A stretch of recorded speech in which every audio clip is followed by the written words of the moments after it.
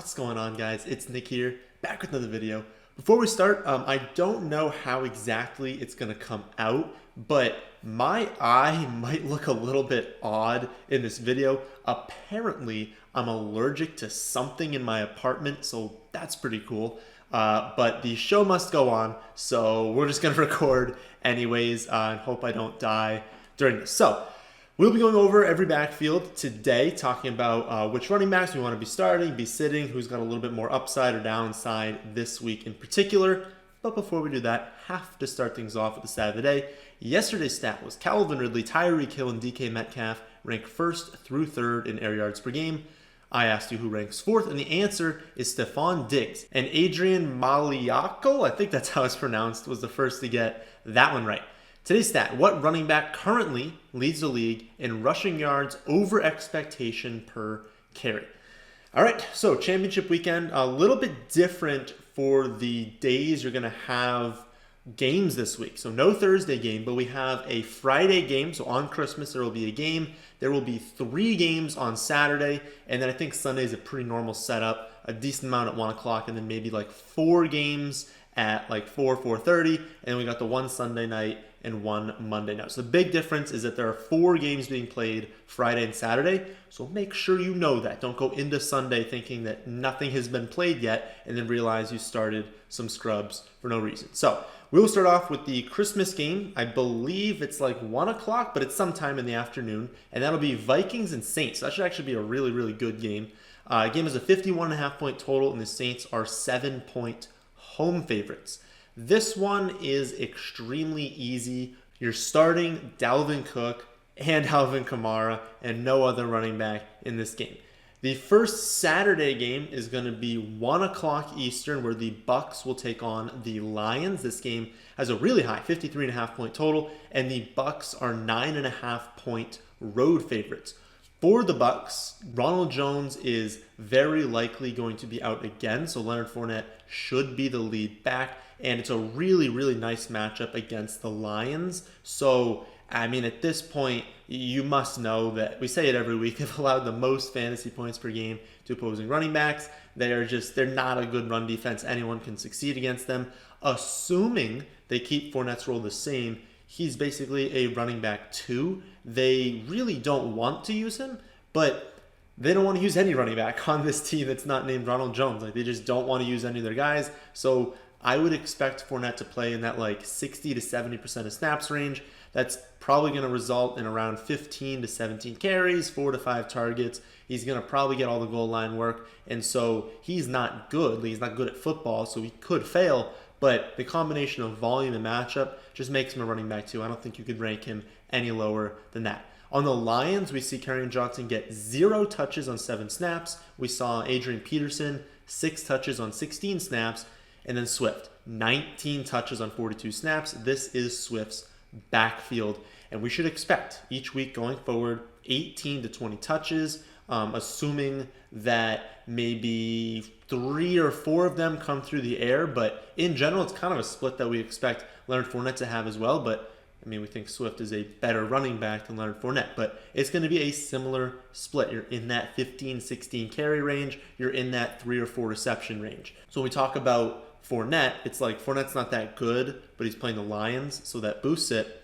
Well, Swift is good, but he's playing the Bucks, so that reduces it. I honestly think they should be ranked right next to each other, both mid-range running back 2s. Second game on Saturday is going to be 4:30 Eastern, where we have the 49ers taking on the Cardinals. This game was a 48.5 point total, and the Cardinals are 5-point home favorites. For the 49ers, Mostert is done for the season after suffering another ankle injury. So the backfield will come down to Wilson, Coleman, and McKinnon. They've made it pretty clear that they prefer a smaller role for Coleman and McKinnon, so I would expect Wilson to be the lead back. That doesn't mean the featured back, just the lead back, just the most touches in the backfield. Coleman and McKinnon, they're still going to be used, but I would say that this is the 3rd running back we're talking about. It's going to have the exact same workload as Fournette and Swift. So I would say even maybe 18 to 20 carries for Wilson with a little bit less work in the receiving game. And I think it's the exact same thing. He's going to be around a mid-range running back 2 in that same range as Swift and Fournette. For the Cardinals, I have absolutely nothing new for you. Expect Drake and Edmonds to roughly split the snaps, for Drake to get more of the red zone work, more of the early down work, but then for Edmonds to be on the field on third downs. That's going to make Drake low end 2, Edmonds flex viable. I would prefer, honestly, to play neither of these two, but Drake is more valuable and does have a better chance of scoring. So if you have to play one, I'm okay with Drake. But again, I would prefer to bench both. The final Saturday game will be the Dolphins at the Raiders. This game has a 47.5 point total, and the Dolphins are 3-point road favorites. For the Dolphins, we have two possibilities. So either Gaskin remains out and Ahmed can be trusted as a running back 2, or Gaskin's going to return and we're left guessing what the split will be. This is one where I would really just watch the rankings throughout the week. If we get news in one direction, just see how that changes the rankings. And since I don't know if Gaskin is going to play as of recording this, then you're just going to kind of have to pay attention to how the rankings change. I'll say this, the matchup is really solid against a Raiders run defense that ranks last in rush defense DVOA, 25th in yards per carry allowed. So hopefully, honestly, Gaskin remains out and we can just use Ahmed. But if Gaskin returns, we're just going to have to see what people are kind of saying, what beat reporters are reporting that the split is going to be. And if it's going to be any sort of real split, I would probably have to bench both of them. But again, if Gaskin is out, this is a really solid matchup for Ahmed, and you can definitely use him as a running back too. For the Raiders, Josh Jacobs has a lot of variance to his volume, but his production is expected to increase with Mariota at quarterback. So there's another thing. If Mariota is the quarterback, that's a boost for Josh Jacobs. If we go back to Carr, that's a downgrade. It's not going to be that much because he's still expected to get a decent amount of volume regardless, but his efficiency will be higher with Mariota at quarterback. Ultimately, I think you're playing Jacobs regardless. He gets enough volume to be a low-end running back 1 in most matchups, not in every matchup, but in most matchups. The unfortunate thing is that he goes off sometimes when they're winning, when they're playing mediocre teams. But if they're trailing against a really good run defense, he can definitely have a low floor. So realize that. You're probably still playing him, but don't be shocked if, the Dolphins do end up winning this game by 7 points and Jacobs gets kind of scripted out. But I would say if you got him, you probably just got to take that chance and play him. On to the Sunday games, and first up, we've got the Bears at the Jaguars. This game has a 46.5 point total, and the Bears are 7.5 point road favorites. For the Bears, Dave Montgomery has basically turned into a weekly must start. He's getting massive volume, and he's had the easiest schedule you could possibly create. And you know what? He's going to carry that into the finals because it's another easy matchup. And honestly, he's brought you this far. There's no way you're benching him. For the Jaguars, we used to just say that James Robinson's an auto play, but now he's got this injury. So that kind of throws a wrinkle into things. I have Robinson in one of my 3 leagues, and here's how I'm treating it. If he's active, I'm playing him. I don't think they're going to throw him out there if they think he's going to be really limited. He wants to play. He's not going to practice at points this week, and so it's going to be a little scary. But if they activate him, I will be playing him because he is talented enough to just score 25 fantasy points. He's getting a ton of volume. This is not, a dreadful matchup. And so I think that if he is active, I will continue to start him unless we get news where they're like, okay, we're going to play him, but we're definitely capping it at 15 carries. But again, I don't know why they would do that. You would think that if he's not good to go, they wouldn't play him. And so if he's active, play him. If he's inactive, don't play around with the Jaguars running backs. So if he's inactive, just find another option that is not on the Jaguars. Next up, we've got Colts at Steelers. This game has a 44.5 point total, and the Colts are 2-point road favorites. For the Colts, I know this seems like a very, very difficult matchup, but the Steelers have suffered a lot of injuries to their defense, and their offense isn't exactly forcing teams into pass-heavy game scripts. There's a very real chance that the Colts play from ahead for most, if not all, of this game, and Taylor has been the clear lead option in recent weeks. I have Taylor in 1 of 3 leagues, and I will be playing him without hesitation this week. And given that the matchup is still difficult, it's an easy matchup, I would say that we should be avoiding all other Colts running backs. For the Steelers, kind of all depends on James Conner. There's a chance that he returns this week, and there's a chance that he's out. I mean, we just don't know at this point. If he remains out, then Snell is not a bad play in the flex. If Connor returns, I just avoid everyone in the backfield. You'd think they'd activate one of Jalen Samuels or McFarland, and so the volume is just not going to be there. So if Snell and Connor are active, avoid the backfield. If Connor's out, Snell's not a bad play in the flex. Giants at Ravens is up next. This game is a 45-point total, and the Ravens are 10-point home favorites. And actually, I think I've seen that line move in different spots. It's like 10 or 11 points, though. It's a good amount different. So for the Giants, Gallman has seen his snaps and touches actually dip in these last 2 weeks. Although it is worth noting that when we saw his touches and production really up there, it was during the Giants' 4-game win streak. Once they start losing again, well, then his touches came down, his production came down. So on the road, as a big underdog against a pretty above average Ravens run defense, I'd probably only use Gallman in the flex, and honestly, I would prefer it to be your second flex. So if you got 2 flex spots, maybe that second flex we can start using Gallman, but I do not think you have to play him in the flex because it's just not a very good spot for him.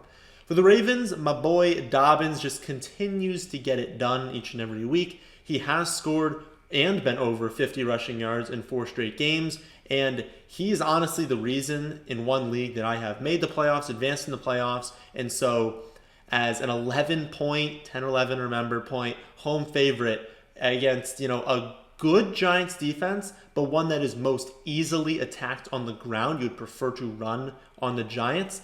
I just can't justify benching Dobbins myself, given what he's done for me, and good matchup. I'm not just going to start him because of what he's done.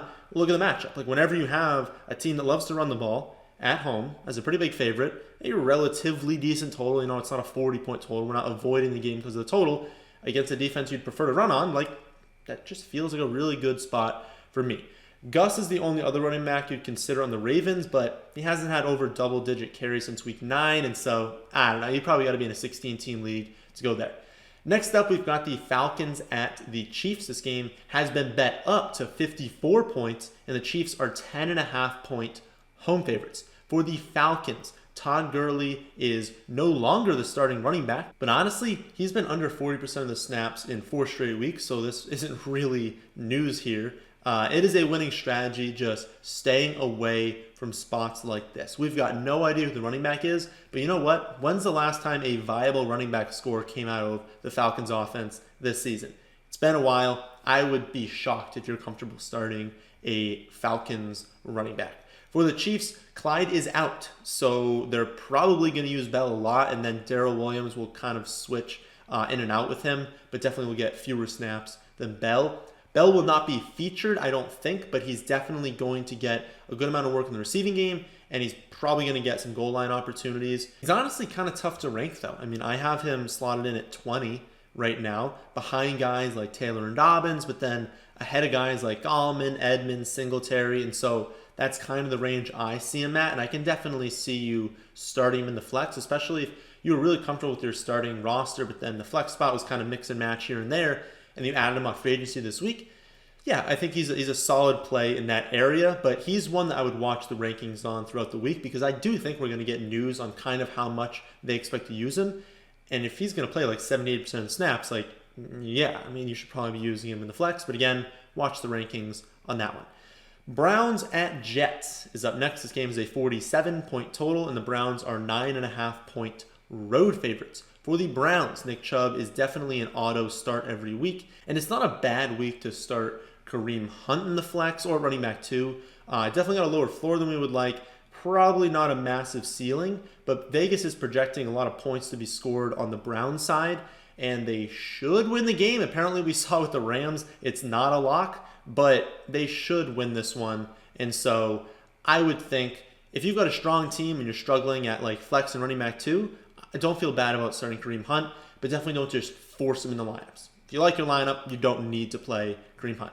For the Jets, we got Ty Johnson catching a touchdown and Gore getting 1 million carries for 1,001 yards. But you know what? If you're relying on a Jets running back to win a fantasy championship, then I can tell you what the outcome of your matchup is going to be.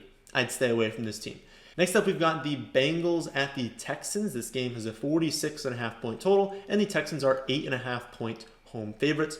For the Bengals, Bernard had a really nice game last week, gaining 97 yards and 2 scores on 26 touches, and it seems like Mixon's going to be out this week. I don't really think Mixon is going to return this season, so don't expect him to play definitely this week. And now we see Bernard facing a Texans run defense that's given up the second most fantasy points per game to opposing running backs. We're ranking 29th in rush defense DVOA and 31st in yards per carry allowed. Bernard is honestly a pretty decent play in the flex or as a running back 2 this week, and honestly, stay away from any running back other than Bernard in this backfield.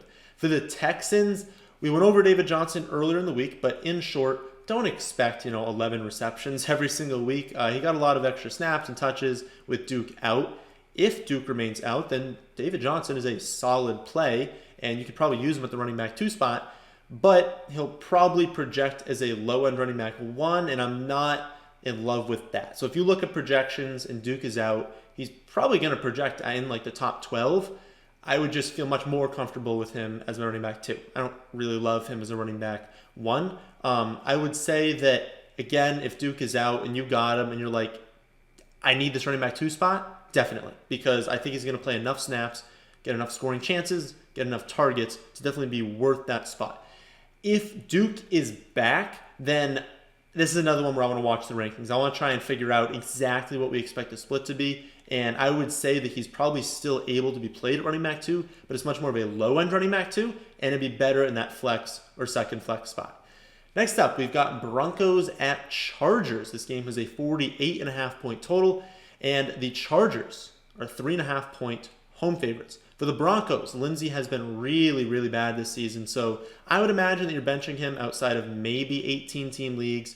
Gordon has definitely had more upside because of his goal line opportunities, but he's still got a pretty low floor, and so I think he's more of a low-end 2 to a flex play, not someone you need to jam into your lineups. The Chargers do have a fairly below-average run defense, and this is technically a revenge spot for Melvin Gordon, and the line is fairly close, so we don't expect either team to be blowing each other out here. So there's definitely a chance that Gordon approaches 15 to 17 carries, scores a touchdown or 2, and so if you feel good about it running back 2, again, not a must play, but someone you can definitely use in that spot. For the Chargers, Austin Eckler. I mean, I wouldn't touch any other running back, and Eckler, like you're starting Eckler every week. Panthers at the football team is up next. This game is a 44.5-point total, and the football team is a 2.5-point home favorite. For the Panthers, everything comes down to Christian McCaffrey. If he plays, play him. If not, then Mike Davis is not a bad option. The football team is a really good run defense, and he's been used a lot less than he was when McCaffrey first went out. But I think he is still like a low-end running back 2 if McCaffrey is out. For the football team, we've got even more injury contingencies. Gibson could return, which would bump McKissick kind of off my radar this week. I'd imagine that if he's back, he's pretty close to 100%, and because of that, I would probably trust him, but I want to see on this one. Like, to me, why on earth would they bring Gibson back if he's not good to go and potentially suffer a more significant injury? Just keep him out, So if they bring him back, it gives me a little bit of confidence. But also, the football team does not have the most well-respected staff as far as injuries are concerned. It's not like the best situation over there, and so read into this one. You can just watch the rankings and see where I have it ranked after I've read into it. But the best thing to do here is to try and find what beat reporters are saying. And if he's practicing this week and they're like, yeah, he's probably good to go, we're playing him. But if it's going to be a situation where it's like, yeah, but he's going to have limited touches, we're not sure he's fully healthy, then I'd probably bench him. Again, just check the rankings. Eagles at Cowboys is up next. This game is a 49.5-point total, and the Eagles are 2-point road favorites. For the Eagles, Hurts taking over is a massive, massive boost to Miles Sanders, and honestly, there's really no analysis here. Dallas has a bad defense. Miles Sanders is being used a ton. He's the only running back you trust in the Eagles. You're definitely playing him if you got him. For Dallas, depends on Zeke. If Zeke is out again, then Pollard's a must start. I think Zeke is going to play this week, and so that kind of catapults Zeke into like a mid to high-end running back 2, and then because basically for that, and then of course Pollard not playing. But if they bring Zeke back, I'd imagine he's just back in his normal role. So he's going to play 60, 65, 70% of the snaps. He's going to get a decent amount of touches, going to get goal line opportunities. So if you got Zeke and he's back this week, you're playing him. If you got Zeke, you should have had Pollard. And then if Zeke is out, just play Pollard. Next up, we've got a really good game between the Rams and the Seahawks. Now, this one has a 47.5 point total, and the Seahawks are only 1.5 point home favorites. For the Rams, Akers is unfortunately going to miss this week. He suffered a high ankle sprain, probably not going to play in week 17 as well, and that leaves the backfield down to Henderson and Brown. Honestly, Henderson is fine in deeper formats, but I would probably just fade this backfield in a 10 or a 12-team league. They're probably going to split the work. You're just guessing who's going to score a touchdown, and Seattle does have a really good run defense.